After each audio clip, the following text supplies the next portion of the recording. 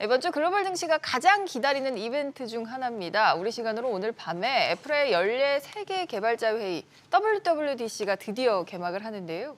그동안 인공지능 지각생 꼬리표를 떼지 못하고 있는 애플이 자체적인 인공지능 전략을 발표할 예정입니다. 여기서 묵직한 한 방이 나올지 김대우 경제학 박사와 WWDC 미리 좀 살펴보겠습니다. 박사님 안녕하세요. 네, 반갑습니다. 이 연례개발자회의 우선 뭐 이름을 보면 개발자들이 1차적으로는 모이는 장인 것 같은데 구체적으로 어떤 행사죠? 예, WWDC라는 게요. Worldwide Developer Conference입니다. 개발자, 디벨로퍼스. 예, 원래 저것은 그냥 이 애플의 디벨로퍼 컨퍼런스로 시작한 그게 83년부터 시작됐는데 전 세계 대상자를 초청하기 시작한 게 87년부터예요. 그래서 지금 현재는 우리말로 직역하면 애플의 전 세계 개발자 회의다 이렇게 돼 있습니다. 그러니까 애플이 IT 기술을 선도해 왔으니까 그 애플의 기술 방향을 설명을 함으로써 그 개발자들이 애플의 그 기술 네트워크에 들어올 수가 있고 또 신제품도 미리 바꿀 수가 있다. 그런데 행사가 크게 6가지인데요. 자, 우선 내일 새벽 1시에 기조연설이 있습니다. 이것도 중요하고요. 또 플랫폼 연두교수라고 해서 전문가들이 나와서 애플 기술이 이렇게 바뀐다. 오늘 있습니다. 그리고 이제 내일부터 이어지는 건 세션 회의인데요. 각 분야별로 저 세션이 거의 1000개 정도가 돼요. 분야별로 특정 기술을 쭉 설명합니다. 그 다음에 특히 관심을 끄는 것은 핸즈온 랩이라고 그래가지고요. 자, 애플 기술 중에 우리가 이해가 잘 안 되는 게 있습니다. 그러면 애플 담당 직원이 나와서 질문한 사람에게만 익스클루시브하게 따로 설명해 주는. 1대1로. 그렇습니다. 그 대목은 온라인으로도 되지도 않고 세션 모임도 온라인으로 대부분 공개되지 않아요.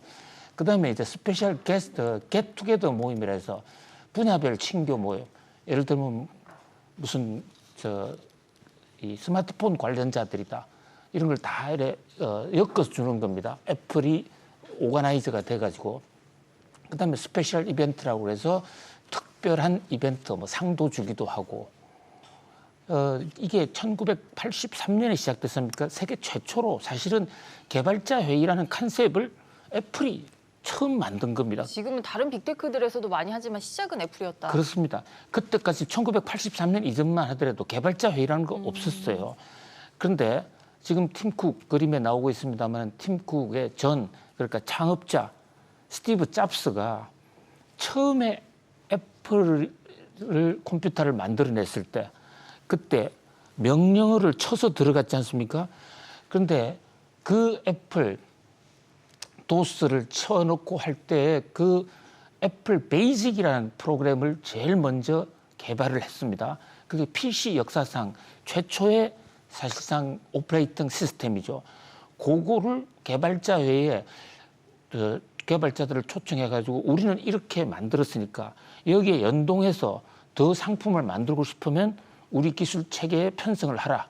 이렇게 된 거고 1987년부터는 아예 애플의 모든 제품에 대해서 1년에 한 번씩 5월 또는 6월에 하거든요. 그러니까 올해 6월 10일부터 닷새간 진행이 되는데 엔비디아 전선황의 돌풍처럼 과연 팀 쿡의 돌풍이 나올 것이냐.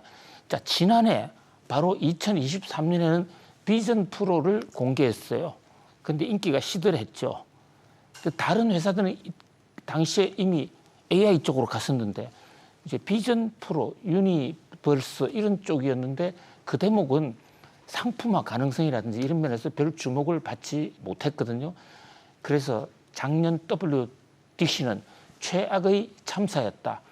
그래서 그 애플의 팀 쿡은 작년의 비전 프로 실패를 만회하기 위해서라도 올해는 무언가 something 스페셜한 거 특히 AI와 관련된 것을 좀 내놓지 않겠냐. 이와 관련해서 일부 언론들이 이제 애플 인텔리전스라는 이름으로 AI를 내놓을 것이다. 이렇게 보도를 하고 있어서 오늘 밤부터 시작되는 이 닷새간의 행보. 잠 못 이루는 밤이 될 것 같습니다. 네, 저희 이번 주에도 다크서클이 좀 짙을 것 같은 생각도 드는데요. 팀 쿡이 어떤 절치부심을 했을지 이제 오늘 내일 이제 넘어가는 새벽 2시부터 차례로 나올 것 같습니다. 박사님, 근데 이게 개발자 회의긴 한데 그럼 저희도 일반 투자자들도 관심 있으면 가서 뭐 참가기간 내면 들을 수 있는 건가요? 일단 온라인으로도 하긴 한다고 하던데. 돈만 낸다고 해서 참가할 수 없습니다. 거기서는 조건이 있는 겁니까? 예, 참가 그렇습니다. 조건이? 애플 회사의 개발자라는 인정을 받아야 돼요. 애플의 제품을 납품하거나 애플과 관련해서 그동안의 실적이 있거나 뭐 그럼에도 불구하고요. 엄청난 인원이 지금 캘리포니아로 몰려들고 있고 특히 주목되는 것은 젊은이들이 많은데 전 세계에 애플 장학생들이 있어요. 애플 장학생들은 공짜로 다 초청합니다. 애플이 키우는 인재들인가요? 뭐 키운다기보다도 등록금 대주는 그런 장학생들. 전 세계의 IT 인재들에 대해서 이제 학비를 주거든요. 그래서 굉장히 많은데 특히 그 역대요. 저 애플 개발자 중에 만 9세 개발자가 나와서 세계적인 선풍을 끈 적도 있어요. 공식 납품을 하는 개발자란 말씀이신 거잖아요? 그렇습니다. 예. 그 특히 애플의 WWDC에서 소개를 했고 그게 뭐 일시에 전 세계 언론을 타기도 했습니다. 대만 사람 중에서 10대에 회장 고문이 된 분도 있어요. 그만큼 이 IT 산업은 특히 사고가 경직되지 않은 젊은 세대들이 창의성을 굉장히 중요시한다. 그런데 어느 순간 애플이 좀 창의성이 잘 없어졌어요. 그런 면에서 이제 AI도 다른데 뒤지는 그런 어떤 지각생이라는 얘기를 듣는데 과연 이것을 극복할 건지 특히 이제 원래 시리가 저게 말하는 것 음성비서 말씀하시는 듣는 거죠? 거지 않습니까? 먼저 갔어요. 그런데 저게 말을 잘못 알아들어요. 그래서 먼저 가버렸죠, 정말. 예, 그러다 보니까 이제 애플 내에서도 이 AI 이거 한동안은 안 되겠군 이러고 이제 접어버렸던 그런 이제 측면이 하나 있고 그리고 애플의 완벽주의. 자, 완벽하기 전에는 절대 발표하지 않는다. 이것은 스티브 잡스의 하나의 경영 철학이기도 하고 유언이기도 합니다. 그다음에 또 하나가 애플도 구글 출신들 인원을 많이 스카우트해 갔어요. 그런데 애플의 완벽주의, 몇 월 며칠까지 제품 새로 개발해내 이러는데 그때까지 아이디어는 얻었는데 제품까지 성과가 안 나온 경우에는 상부에 보고가 안 되는 거예요. 그리고 중간에 이 영입 인재들이 잘리기도 하고 그리고 특히 앞서가는 1등 회사는 그 1등 기술에 대한 프라이드가 있는데 그것이 종종 방해가 되는 거죠.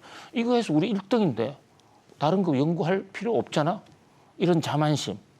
이것은 삼성전자도 마찬가지죠. 그래서 1등의 저주다. 이렇게 볼 수가 있는데 그러나 애플은 이번뿐만이 아닙니다. 여러 이 애플의 짧은 한 40여 년의 역사를 거쳐오면서 늦게 개발한 제품이 많아요. 그럼에도 불구하고 이것을 뒤늦게 상품화 시켰거든요. 대표적인 예로 마우스도 애플이 만든 게 아니었어요. 다른 회사가 만든 것을 스티브 잡스가 지나가면서 보면서 이거 괜찮다 해서 마우스를 사들여 옵니다. 그거 가지고 그것을 애플 상품처럼 만들었죠. 뭐 그런 저력의 역사가 있기 때문에 애플이 한다면 또 달라질 수도 있지 않겠냐. 세상은 그렇게 기대를 하고 있습니다. 인공지능 지각생 오명을 지금 계속해서 이어가고 있지만 또 이번에 큰 걸 한 방을 내놓으면 또 판을 뒤집을 수도 있으니까요. 그런 측면에서 이번에 오픈 AI와는 어떻게 협력을 할지 이 부분이 또 주목이 되고 있습니다. 그렇습니다. 지금 애플은 이제 스마트폰 그 하드웨어만 만드는 회사가 아니라 스마트폰을 움직이는 오퍼레이팅 시스템도 사실 애플이 그 세계에서 지금 가장 앞서 있습니다. iOS라고 그러죠. 우리 삼성전자 같은 경우는 그것은 그냥 구글에서 우리가 로열티 주고 쓰고 기계만 만들어내는 데 반해서요. 그런 면에서 애플이 삼성과 차별화되는 삼성보다도 완전히 이길 수 있는 그 부분이 오퍼레이팅 시스템인데 지금 iOS 18을 곧 내놓을 거거든요. 거기에 바로 오픈 AI하고 합작을 해서 하드웨어가 아니라 그 소프트웨어 단계에서부터 인공지능이 잘 돌아가도록 한다. 그게 첫 번째 관전 포인트고요. 두 번째 관전 포인트는 온 디바이스, 제품 속에 그 인공지능 머리를 심어버리는 겁니다. 그렇게 되면 현재는 인터넷을 통해서 클라우드 서비스 통해서 왔다 가야 되는 거거든요. 그러니까 다른 플랫폼이 필요한데 인터넷이 없어도 다른 플랫폼이 없어도 이용할 수 있다. 그렇습니다. 그러니까 경우에 따라서는 인터넷이 끊어져도 그 장착돼 있는 온 디바이스에 장착돼 있는 좀 저사양이지만은 그 인공지능을 가지고 인공지능 서비스를 바로 할 수 있는 것이죠. 지금 이제 구글이라든지 제미나이라든지 이런 것은 인터넷이 연결되어야만 인공지능이 작동이 되거든요. 그런데 온 디바이스가 되느냐. 그다음에 쉬리가 뭐 일설에서는 굉장히 똑똑해졌다. 그러니까 이제 정신 차리고 뒤늦게 공부를 많이 했을 것이다. 이런 얘기들이 있는데 또 다른 한편에서는 뭐 별로 없을 것이다. 그래서 비판적인 시각도 많이 있습니다. 그렇기 때문에 특히 이번에 WWDC에 세계의 주목이 많이 지금 관심이 많이 몰려 있다 이렇게 볼 수가 있겠습니다. 알겠습니다. 저희도 내일 새벽에 또 발빠르게 듣고 좀 빨리빨리 전해드리도록 하겠고요. 그런가 하면 오늘 밤에 이제 엔비디아가 10분의 1 이제 쪼개진 가격으로 거래가 이제 시작이 되는데 공매도가 왜 이렇게 늘까요, 박사님? 뭐 주가 액면 분할하면 오른다면서요? 근데 왜 주가 하락에 베팅하는 공매도가 느는 걸까요? 그렇습니다. 이게 지금 일단 오늘 밤에 이제 그 뉴욕 증시가 시작이 될 때 좀 놀라시는 분들 계실 거예요. 우리 서학개미들 엔비디아 주식 지금 가장 많이 갖고 있지 않습니까? 네. 그런데 두 가지 놀랄 것입니다. 하나는 주가가 $1,000 넘었는데 $100로 주가가 떨어져 있을 거예요. 10분의 1로 쪼개집니다. 예. 그리고 이제 내 주식이 원래 100주였는데 왜 갑자기 1,000주가 됐어? 뭐 이렇게 생각하는 분들도 있을 것입니다. 액면 분할을 하는데요. 액면 분할은 그 자체로서는 기업의 재무 구조에 아무런 영향도 주지 않습니다. 다만 심리적으로 액면 분할됐으니까 개미들이 많이 사오겠지. 가격 접근성이 높아지니까요. 예, 뭐 그런 어떤 문제가 있는데 공매도가 늘어나는 것은 그 효과가 발표한 이후에 많이 반영된 거 아닌가. 이미 반영이 됐다. 삼성전자 같은 경우를 보더라도 삼성전자가 액면 분할을 하는 바람에 이게 5만 원으로부터 시작한 거거든요. 그게 벌써 거의 10년이 다 돼가잖아요. 근데 지금 아직도 7만 원 선이란 말입니다. 그러니까 뭐 다른 케이스를 놓고 볼 때 액면 분할 그 자체가 이것은 뭐 바로 호재이지도 않고 악재이지도 아니하고요. 다만 젊은 층으로 늘어나는 효과는 있는데 그것이 기본적으로 엔비디아 지금 주가가 앞으로 더 오를 것이라는 확신이 있어야 쏠리지 않겠습니까? 그런데 이제 일각에서는 AI 거품이 빠질 수도 있다는 이런 경고들도 조금씩 나오고 있거든요. 그런 면에서 엔비디아 공매도가 최근에 좀 급증하는 그런 양상입니다. 근데 공매도가 나올 때 만약에 주가가 더 올라버리면 숏 커버링이라고 해서 주가가 더 폭등할 수도 있거든요. 사서 갚아야 되니까요, 공매도 세력들이. 그렇습니다. 공매도 세력들이 주식을 안 사면 안 되는 그러니까 한치 앞으로 알 수 없는 그런 상황이다 이렇게 볼 수 있습니다. 결국 이래도 오르고 저래도 오르는 걸까요? 꼭 주가에 대해서는 오른다 내린다 얘기할 수는 수는 없지만 없지만. 오르는 요인도 많이 있고 내리는 요인도 많이 있는데 워낙 뜨겁기 때문에 뭐 오르는 쪽에 배팅하는 사람들이 조금 더 많지 않나 이렇게 보여집니다. 투자하실 분들 혹은 투자하고 계시는 분들은 이제 공매도 잔고가 얼마나 늘어나고 줄었는지 이 부분도 같이 체크해 보시면 좋을 것 같습니다. 네, 다음은 국내로 돌아와서요. 동해 심해 가스전을 탐사 분석한 미국 심해 기술 평가 전문 기업이죠. 액트지오에 대한 신뢰도 이슈가 계속되고 있습니다. 지난 금요일 기자회견에도 불구하고 좀 의구심이 아직 깨끗하게 정리되지는 않는 모습인데 여기에 이번에는 액트지오의 세금 체납 이슈까지 더해졌습니다. 이어서 살펴보겠습니다. 박사님, 이게 석유공사가 이제 대형 국책 사업의 분석을 맡긴 상대에 대해서 액트지오가 이제 세금 체납 이슈가 있으니까 검증을 제대로 한 거냐 비판이 이어지는데 어떻게 보십니까? 액트지오라는 회사 이번에 대왕고래 유망 구조를 발견해냈고 또 거기에 시추할 지역을 집은 곳인데요. 이게 지난 주말에 액트지오가 미국의 텍사스주에 있습니다.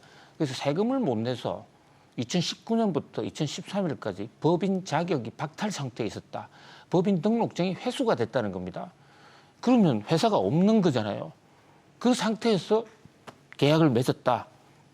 이게 언론 보도인데 이제 이게 대해서 우리 석유공사는 세금 못 낸 거는 맞는데 그런데 그 텍사스주의 판례를 보면 세금을 못 내서 세금 체납했을 경우에도 그 법인의 행위 능력 중에 뭐 주주가 돈 가져갈 수 있는 이런 능력은 제한이 되지만 계약 체결할 수 있는 능력은 행위 능력에 제한되지 않는다는 판례가 있다.